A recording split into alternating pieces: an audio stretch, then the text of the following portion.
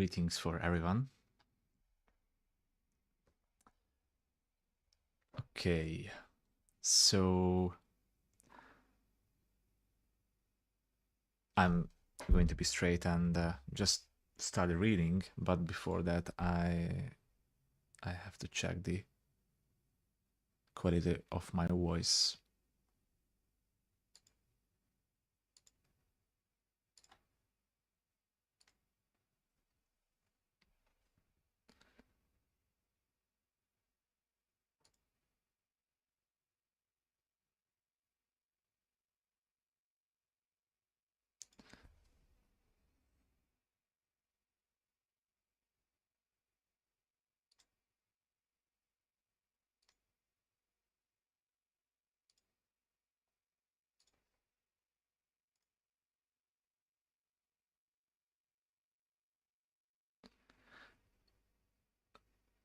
I will stream this reading without any background music, and yeah, I really wanna just okay, moment. I'm just checking the stream on YouTube, but for some strange reason, I will stream this reading without any background music, and yeah, I really wanna just okay, it's not bad. It always can be better. It always can be worse. Let's accept the things as they are right now. Okay, so this stream is going to be in English. Please just accept that my English is not the best, but practice makes perfect. The more we use, the better we get at speaking languages. So this is what matters at the end of the day. I could just be on my own and read without streaming it, but why not? I mean, we can enjoy it together. I mean, if it's something that we can enjoy, it's, yeah, this book can resonate with our being. I don't know that much about Ramana Maharshi. The only thing that I know is that he's very, very aware. He was a very, very aware human being. And he has a few things to say which directs us towards our being. So let's check the book. I mean, we don't have anything to lose. I don't know. I just want to fix the text so much so you can see it fully. Oh.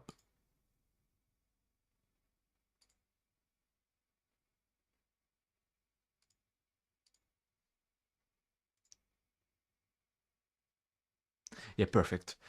The letters are a little bit small, but yeah, it's gonna be good for right now. Part 1. The Self. That in which all these worlds seem to exist steadily, that of which all these words are a possession, that from which all these worlds rise, that for which all these exist, that by which all these worlds come into existence, and that which is indeed all these, that alone is the existing reality. Let us cherish that self, which is the reality in the heart. Chapter 1. The Nature of the Self.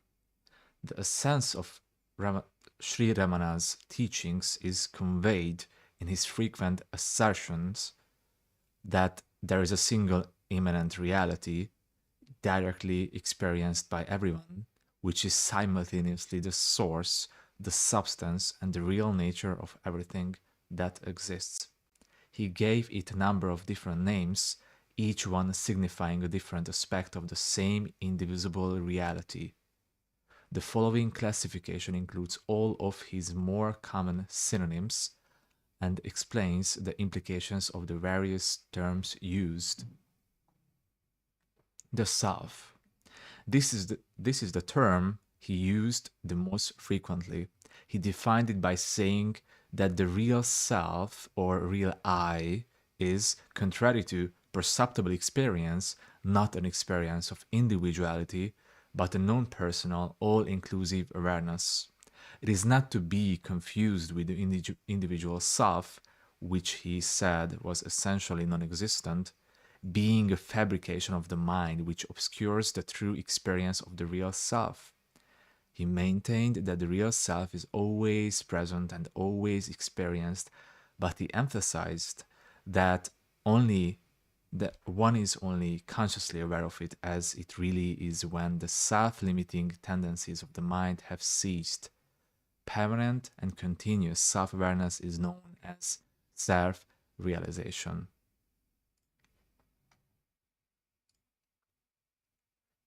Sat Chit Ananda.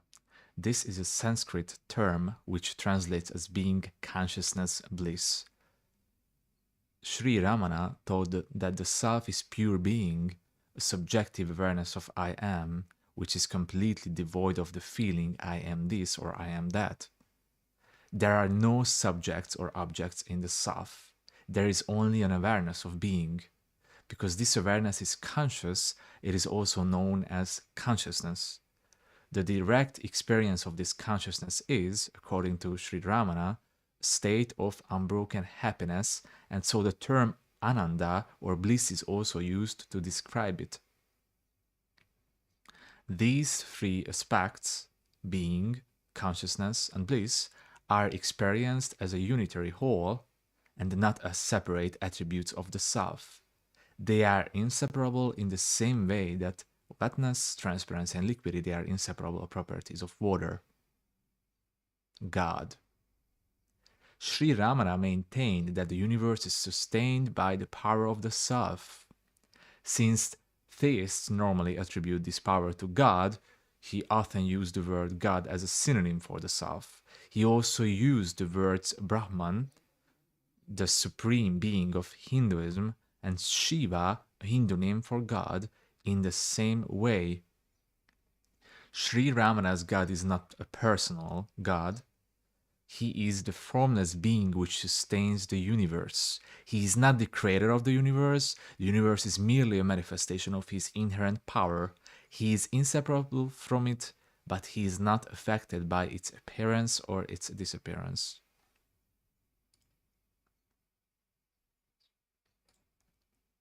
The heart. Sri Ramana frequently used the Sanskrit word hridayam when he was talking about the self. It is usually translated as the heart, but a more literal translation would be this is the center. In using this particular term, he was not implying that there was a particular location or center for the self. He was merely indicating that the self was the source from which all appearance is manifested. Jnana. The experience of the self is sometimes called jnana, or knowledge.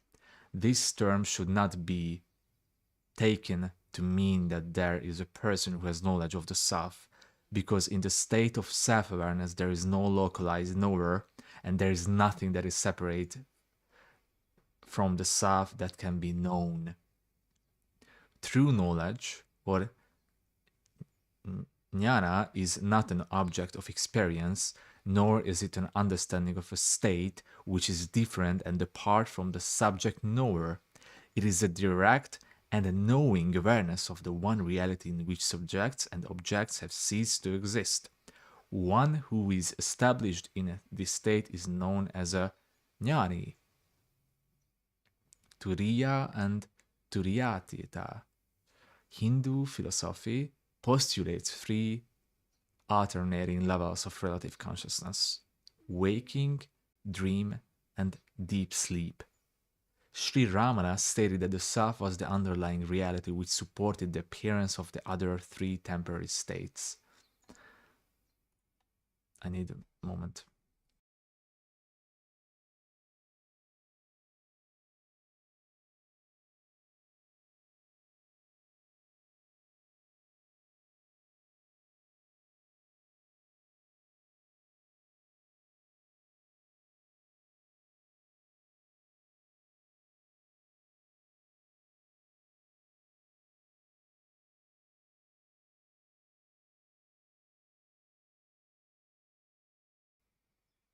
Okay.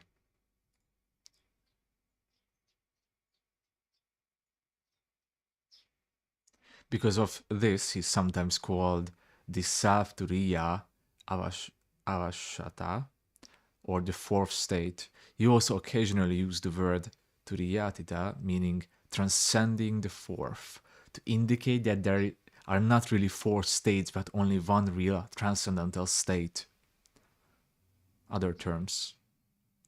Three other terms for the self are worth noting.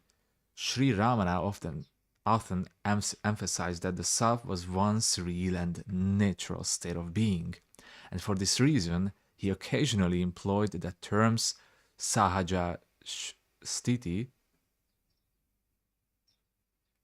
meaning the natural state, and swarupa, meaning real form or real nature. He also used the word silence to indicate that the self was a silent, thought-free state of undisturbed peace and total stillness. What is reality? Reality must be always real. It is not with forms and names. That which underlies these is the reality. It underlies limitations, being itself limitless. It is not bound. It underlies unrealities, itself being real. Reality is that which is. It is as it is. It transcends speech. It is beyond the expressions existence, non-existence, etc. The reality which is the mere consciousness that remains when ignorance is destroyed along with knowledge of objects alone is the self, Atma.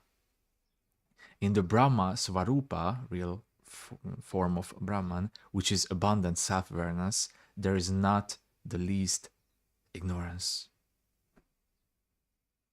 The reality which shines fully without misery and without a body, not only when the world is known, but also when the world is not known, is your real form, Nija Svarupa. The radiance of consciousness bliss in the form of one awareness shining equally within and without is the supreme and blissful primal reality. Its form is silence, and it is declared by jnanis to be the final and unobstructable state of true knowledge.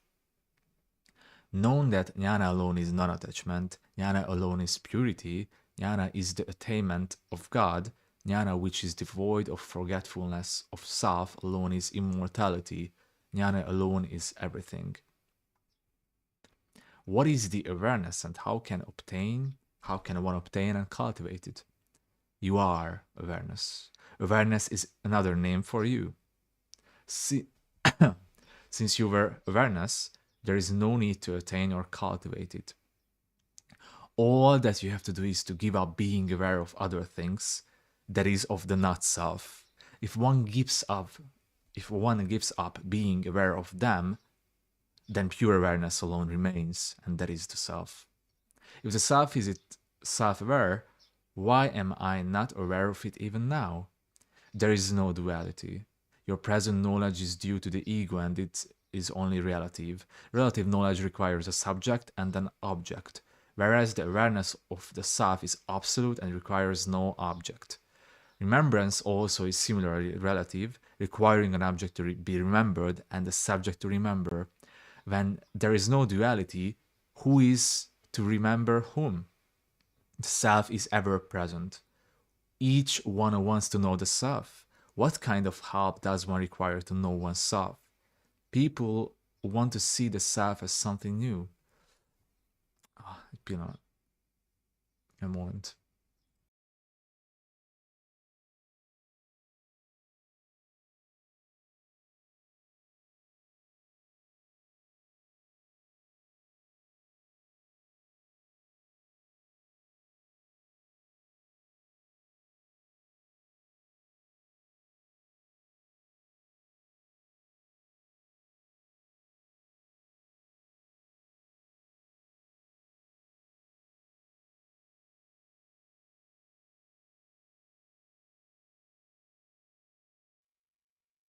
Okay, I'm back again.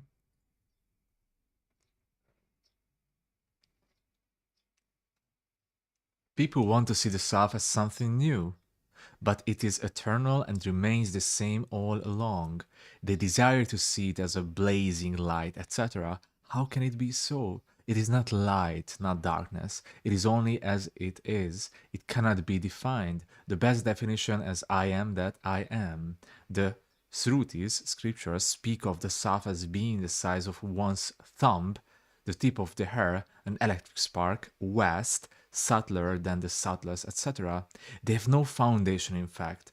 It is only being, but different from the real and the unreal. It is knowledge, but different from knowledge and ignorance. How can it be defined at all? It is simply being. When a man realizes the self, what will he see? There is no seeing. Seeing is only being. The state of self-realization, as we call it, is not attaining something new or reaching some goal which is far away, but simply being that which you always are and which you always have been. All that is needed is that you give up your realization of the non-true as true. All of us are regarding as real that which is not real. We have only to give up this practice on our part. Then we shall realize the self as the self. In other words, be the self. At one stage, you will laugh at yourself for trying to discover the self which is so self-evident. So what can we say to this question? That stage transcends the seer and the seen.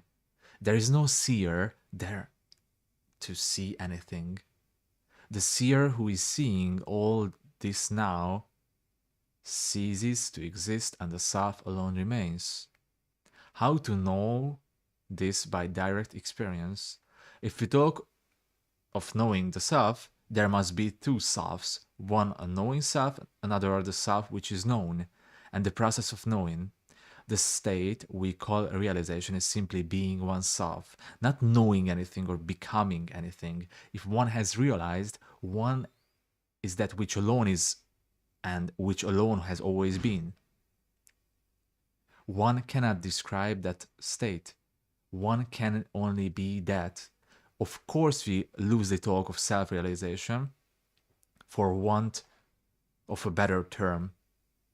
How to realize or make real that which alone is real? You sometimes say the self is silence. Why is this? For those who live in the self as the beauty of devoid of thoughts, there is nothing which should be thought of.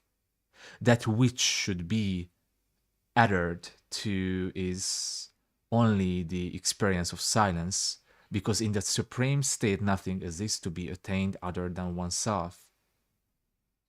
What is Muna? Silence.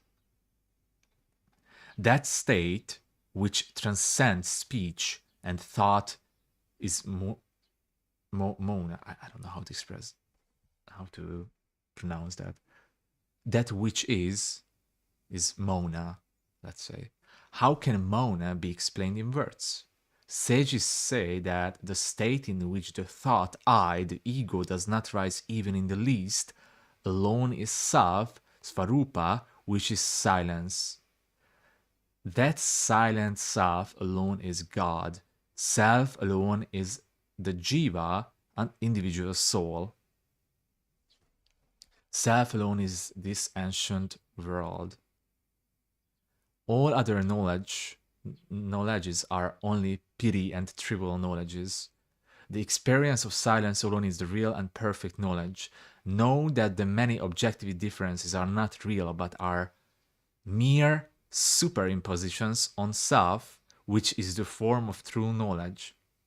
As the bodies and the selves animating them are everywhere actually observed to be innumerable, how can it be said that the self is only one? If the idea, I am the body, is accepted, the selves are multiple. The state in which this idea vanishes is the self, since in that state there are no other objects. It is for this reason that the self is regarded as only one.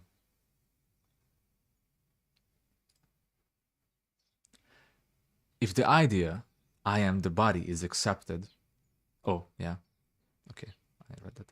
Since the body itself does not exist in the natural outlook of the real self, but only in the extroverted outlook of the mind, which is deluded by the power of illusion to call self the space of consciousness, he, the possessor of the body, is wrong.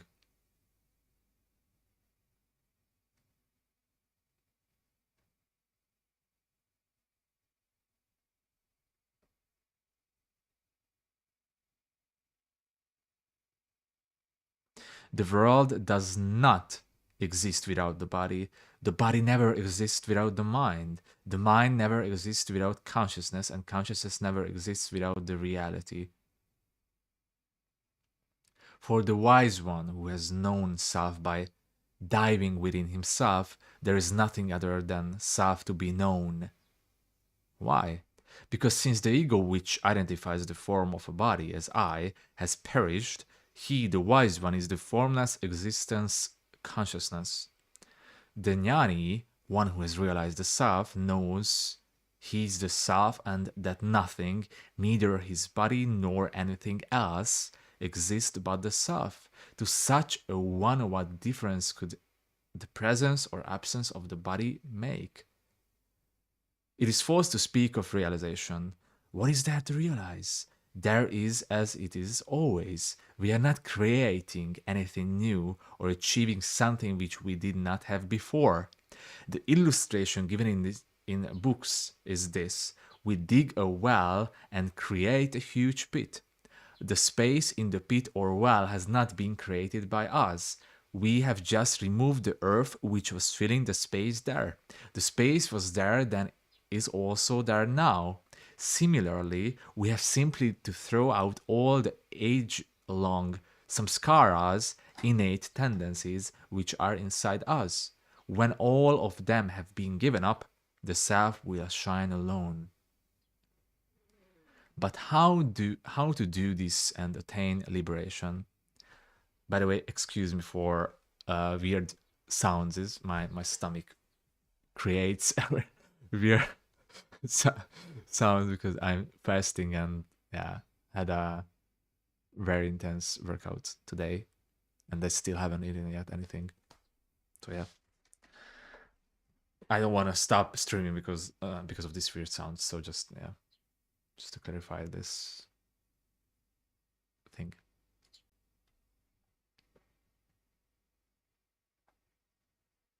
But how to do this and attain liberation? Liberation is our very nature. We are that. The very fact that we wish for liberation shows that freedom from all bondage is our real nature. It is not to be freshly acquired. All that is necessary is to get rid of the false notion that we are bound. When we achieve that, there will be no desire or thought of any sort. So long as one desires liberation, so long you make it, one is in bondage.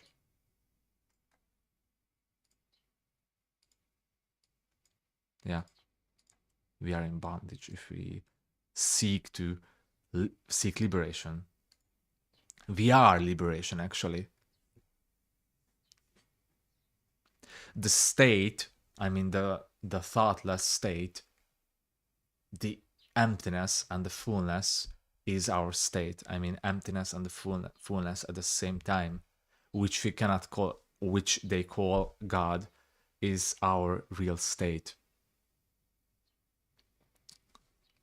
which is liberation itself. Liberation from the mind, liberation from the separate self, liberation from separateness, and the unity with everything. And that alone itself feels liberating, and it is liberation. It doesn't just feel liberating, it is liberation. And it is more than liberation.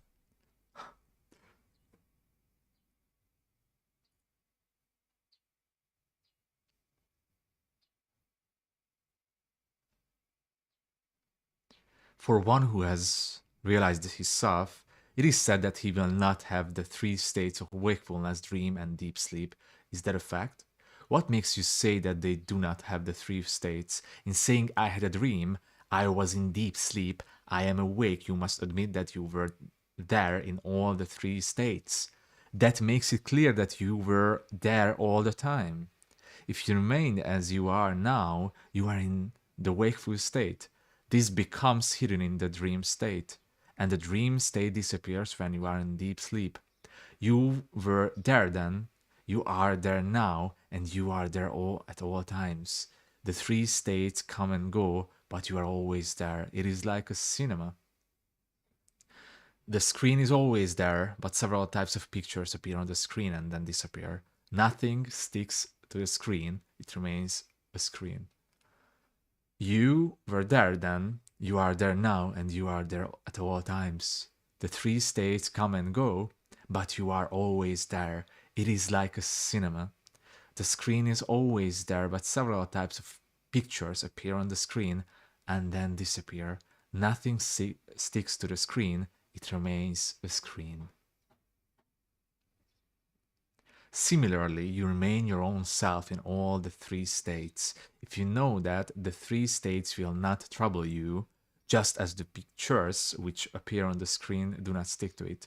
On the screen, you sometimes see a huge ocean with endless waves. That disappears. Another time, you see fire spreading all around. That too disappears.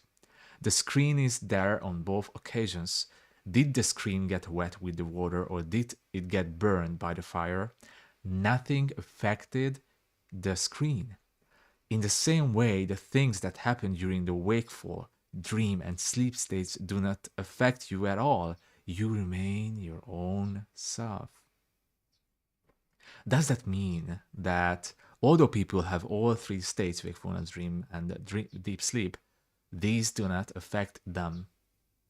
Yes, that is. That is it. All these states come and go. The self is not bothered, it has only one state. Does that mean that such a person will be in this world merely as a witness? That is so, for this very thing. Vidaranya, oh, these words, I love it. My brain has to work. Let's see how it.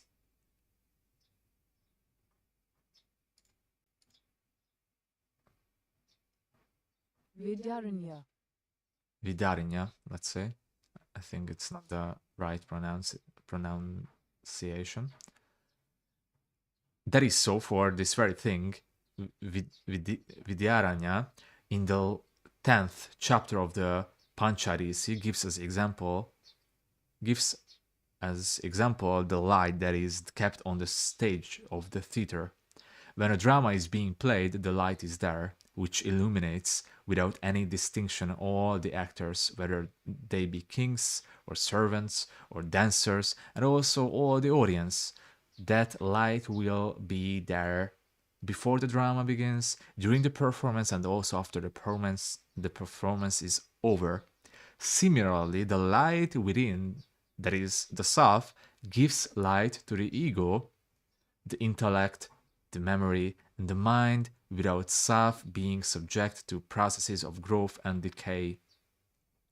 Although during deep sleep and other states there is no feeling of the ego, that self remains attributeless and continues to shine of itself.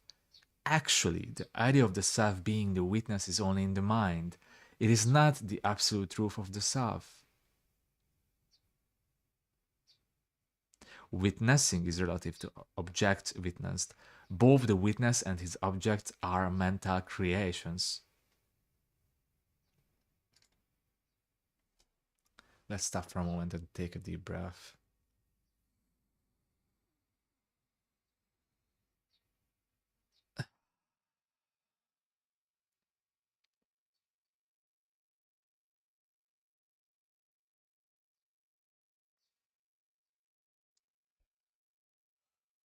it feels like meditation to read this book, by the way.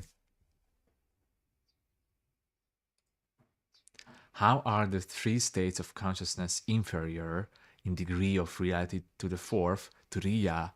What is the actual relation between these three states and the fourth? There is only one state, that of consciousness or awareness or existence. The three states of waking, dream, and sleep cannot be real. They simply come and go. The real will always exist. The I, or existence that alone persists in all the three states, is real.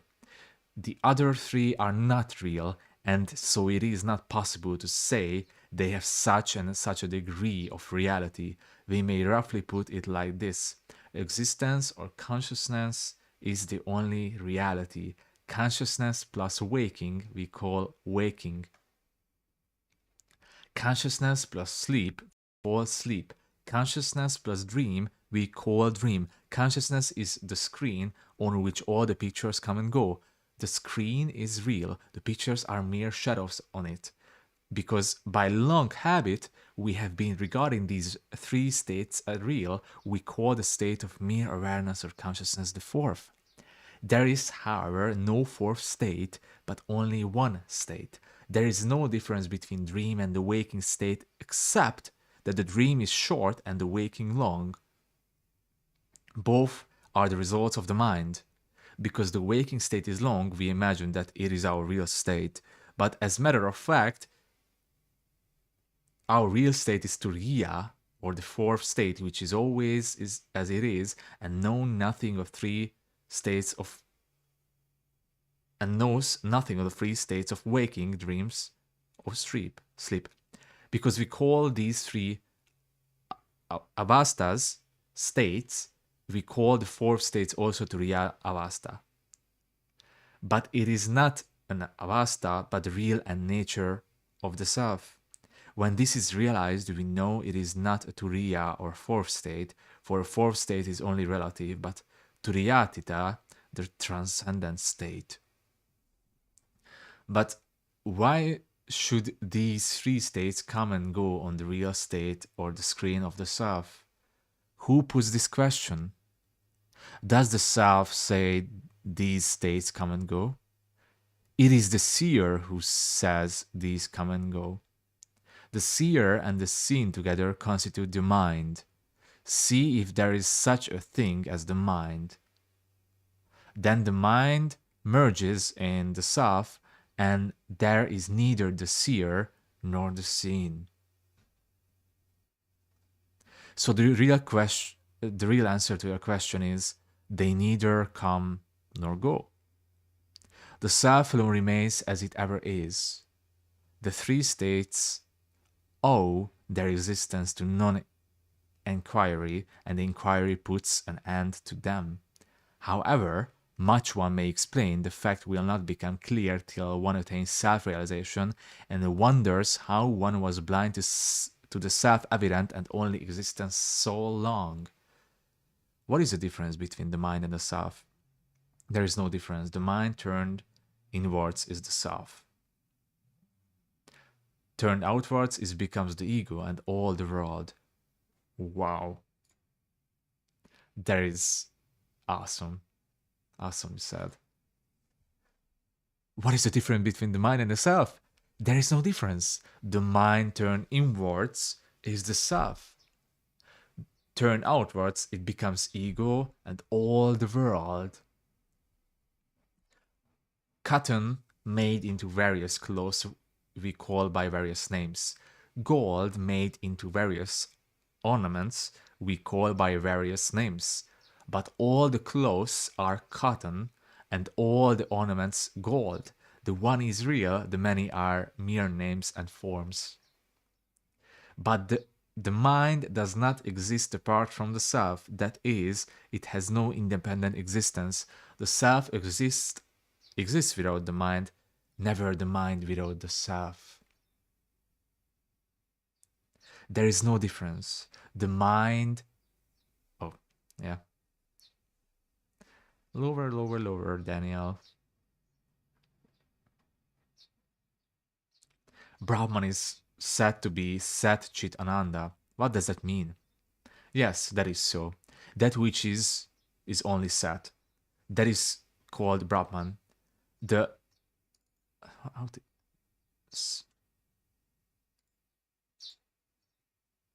Lustra. the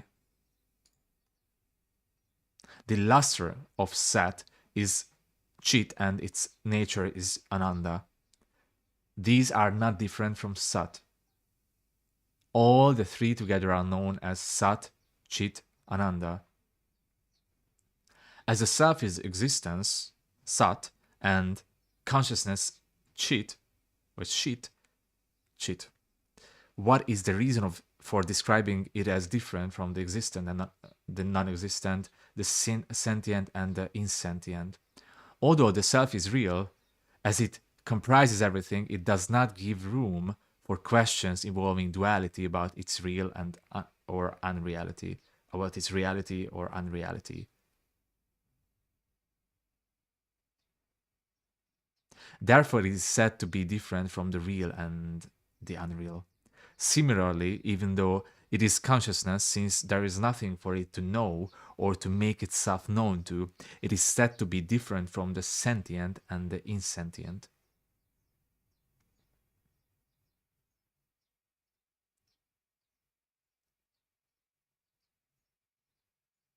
Sat Chit Ananda is said to indicate that the Supreme is not Asat, different from being, not Achit, different from consciousness, and not an Ananda, different from happiness. Because we are in the phenomenal world, we speak of the Self as Sat Chit Ananda, because these are all coming and merging together in this state or non-state.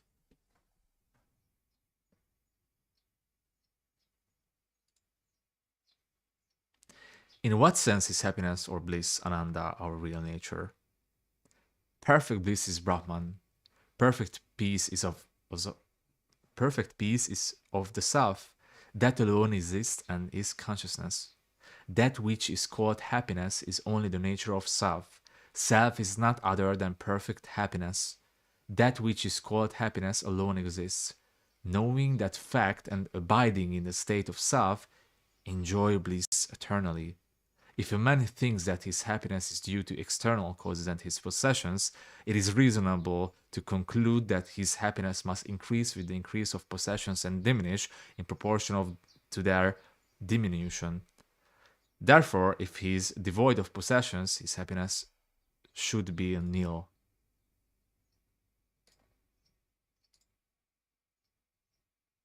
What is the real experience of man? Does it conform to this view? In deep sleep, man is devoid of possessions, including his own body. Instead of being unhappy, he is quite happy. Everyone desires to sleep soundly. The conclusion is that happiness is inherent in man and is not due to external causes.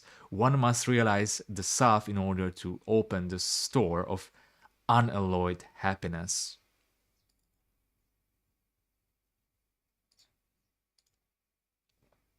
Sri Bhagavan speaks of the heart as the seat of consciousness and as identical with the self. What does the heart exactly signify? Call it by any name, God, self, the heart, or the seat of consciousness. It is all the same. The point to be grasped is this, that heart means the very core of one's being, the center without which there is nothing whatever. The heart is not physical, it is spiritual. Hridayam equals Hrit plus Ayam. It means this is the center. It is that form which thoughts arise, on which they subsist, and where they are resolved. The thoughts are the content of the mind, and they shape the universe. The heart is the center of all. That from which being come into existence is said to be Brahman in the Upanishads. That is the heart. Brahman is the heart. How to realize the heart? There is no one who even for a moment fails to experience the self. For no one admits that he ever stands apart from the self. He is the self. The self is the heart. The heart is the center from which everything springs. Because you see the world, the body, and so on. It is said that there is a center for these, which called the heart. When you are in the heart is known to be neither the center nor the circumference. There is nothing else apart from it. The consciousness, which is the real existence and which does not go out to know those things which are other than self, alone is the heart, since the truth of self is known only to that consciousness, which is devoid of activity. That consciousness which always remains attending of self, alone is the shining of clear knowledge.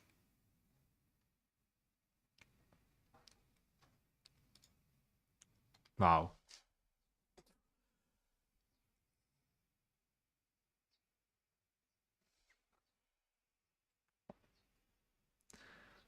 Honestly, when I read these words, it actually makes me self-centered and feeling grounded.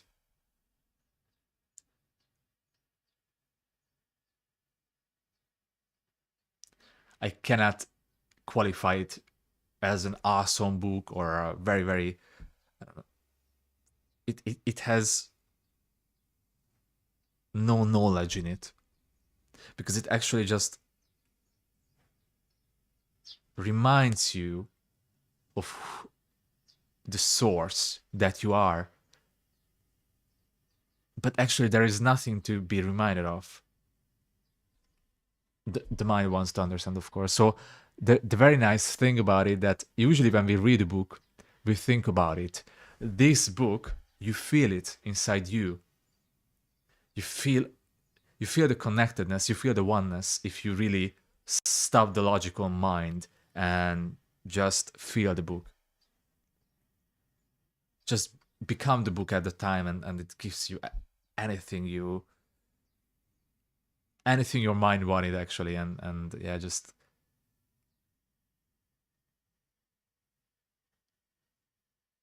it really makes being